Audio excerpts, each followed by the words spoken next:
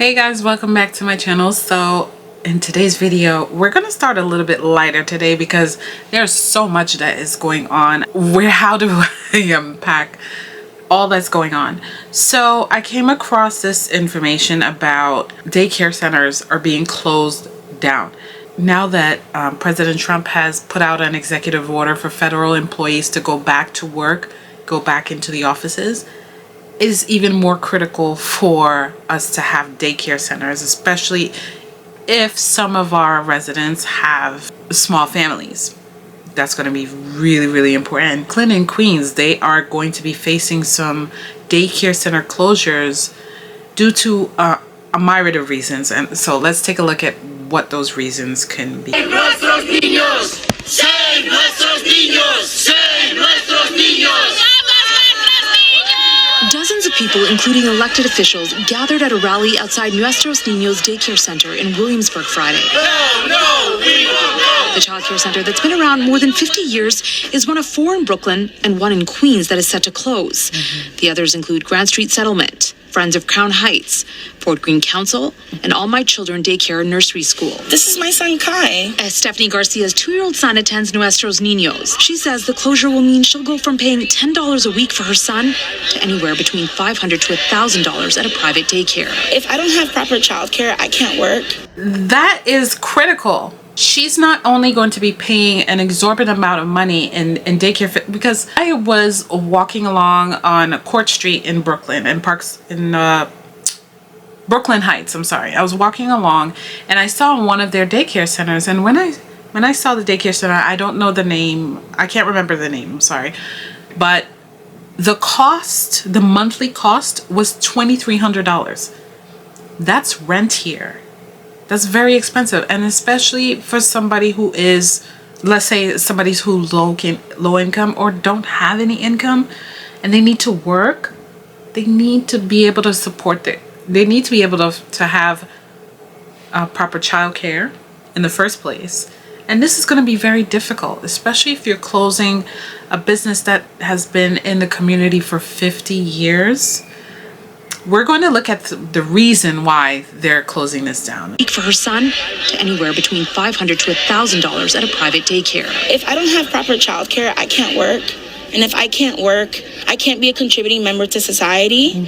I also don't have the ability to... There's certain things that a teacher and that a classroom environment teaches a child that I can't do at home. So this is it puts a lot of stress on a lot of families. The Department of Education said...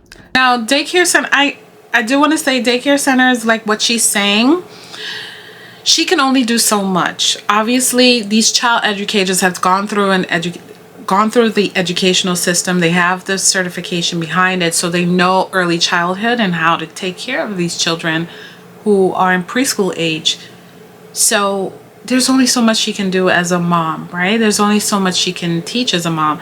And on top of that, she has to afford how she's going to take care, as how she's going to work and supply the food, the shelter, all the things for her family. Especially if she's a single mom, she probably doesn't have the support system. So all of these things have to be considered before closing it down. The decision to not renew the leases for centers is due to low enrollment numbers at the spaces. But Nuestros Niños says the school has around 80%. Here's my guess as to why they have low enrollment numbers. I think it's because people find it very difficult to have children in this climate. Let's keep it 100% real. Inflation, the high cost of living are discouraging several young adults from having children in the first place. This is possibly why they have low enrollments. And a lot of parents, to be quite honest, I am not a parent, so I'm speculating, okay? Most parents that I've spoken to, they have safety concerns for their children. There was a raid a couple months ago, back probably early summer, something like that, where they found marijuana and vaping and all that stuff at a daycare, and it belonged to the private owner's daycare. That can't happen. That can happen. If you're doing recreational activity it should not be anywhere in the proximity of little children. We are not leaving here without a fight. Grand Street Settlement, another impacted center, says its enrollment is close to 100%. It says the closure will result in more than 20 layoffs. Women of color. I'm concerned about the layoffs, but not necessarily that much concern about the 20 layoffs. I'm more concerned about the community. This is clearly a staple in the Williamsburg community, the Brooklyn community. Where are these children where are all these children going to be? Where are we going to put them? Grew up in Bushwick. That's right. To say that because of this decision by Mayor Adams, that we're going to need to lay them off by June 30th. That ain't Okay? right. I could offer them other positions within Grand So Street. They'll have to go to the Lower East Side or to the Bronx. Christmas show, the holiday show that we okay, again, proximity. If they close this center down, they have to go to the Lower East Side or to the Bronx. Now, parents have to consider travel cost, right? Some of these parents can only commute, based on whatever Metro card. Let's assume that they don't have the fine fare, which is a reduced fare Metro card as an adult. Let's assume they don't qualify for that. They don't have that. So now they have to think about, okay, I need to get up a little bit earlier to get to the Lower East Side or the Bronx. And then I also have to consider that those sites would be overpopulated with other children in the area because my site was closed down. So now I'm going to be competing with space. we have. As for Garcia, she wants to know what's behind the closures. The city and the DOE are lying to us. We need to understand why this is happening. These So DOE ralliers are calling on the city to immediately reverse its decision to close these centers. Republicans and shame on Eric Adams. The Daycare on South 4th Street is set to close at the end of June. It's been around for 50 years. Brooklyn's borough president went here. He's a proud graduate. They've raised an entire generation of young people to do great things. 5 early childhood centers in New York City plan to shut down, 4 in Brooklyn, 1 in Queens. And look at where the locations are, right? These are prime locations in Brooklyn. One near Atlantic Avenue, and there's another one probably closer to downtown, and 2 of them in Williamsburg, and 1 near the airport, Rockaway Boulevard. Now that area is more residential, and I believe if we really think about it, they would be impacted the most, because at least if those children have to be moved to Lower East Side, it's a shorter commute for the Brooklynites. But those children who are in the Queens daycare centers, that's going to take them a little bit of more of a commute.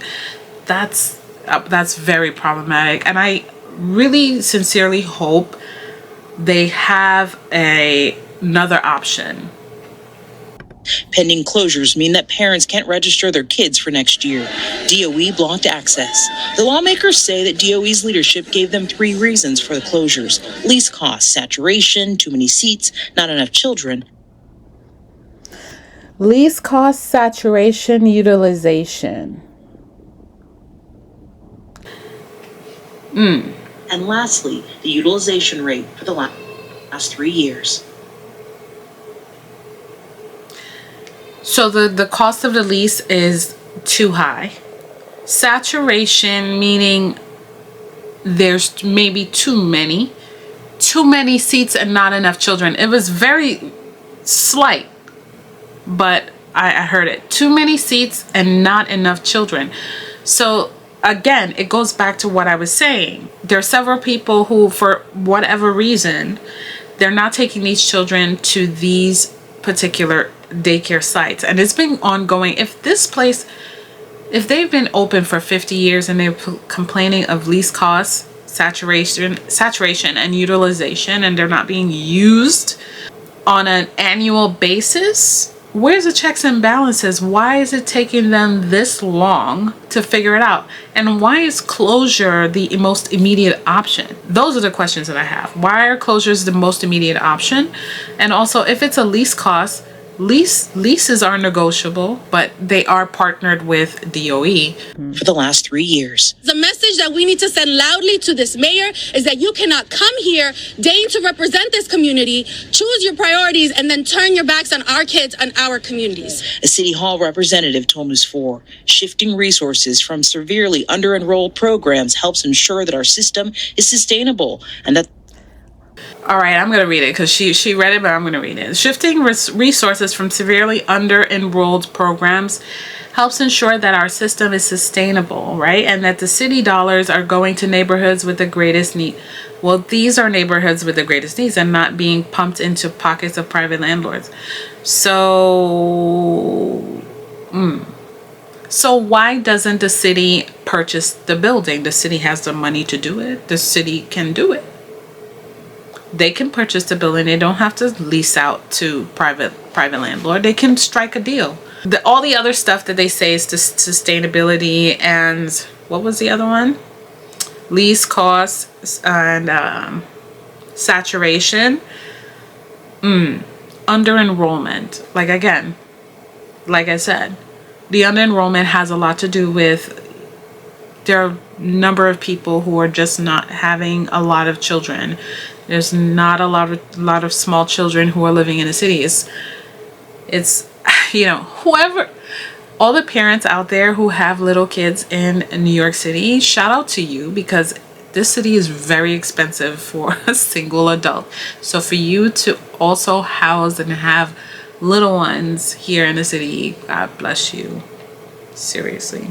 But the thing is that this is a child care center is a need, is a resource, a need in the community. So they need to do a lot more to keep this business going. I don't think it's just Eric Adams. I think there is, well, he has his criticism, okay? But I think this is a combination of the city failing, DOE failing, Mayor Adams is failing, and not for nothing, the borough president also failing. I mean, he is at the forefront of some of these things. He can also influence what goes on in terms of contracts and things like that. Even though you're out there and you're picketing and all that stuff, they could do a lot more behind closed doors and have some sort of negotiation happen with these daycare centers. Continue to stay tuned and keep posted on this. Yeah, so that's pretty much it. My heart goes out to all of the parents out there who are just scrambling like days before. Basically, they can't apply for their kids to be signed up for their childcare in these 4 neighborhoods. It's going to be closed down potentially in June, and the city tends to do this a lot. They tend to have all of this like buzz around something, and then they create a scenario where people are just strapped and just confused and they don't know what to do, and then last minute they tend to fix things. We'll keep a watch on this, and hopefully these parents are able to put their kids into a daycare center that's closest to their job, don't lose their job at the daycare, and if they do, I pray and hope that they have another plan in place so that they're continuously employed. And as for the kids, I mean, that's an adjustment for themselves too. When you move a child, even though they're preschool age, when you move a child from one school to the next and they can't be with their friends, etc., you know, it does impact them a lot. It's like, mommy, why can't I go there? Mommy, I miss my friend, you know. Or daddy, I miss my friend and I want to go there, you know. They're of school age, so difficult situation, but it will work itself out as it typically does. That's it for this video, guys. Thank you guys for watching, and I'll see you in the next one.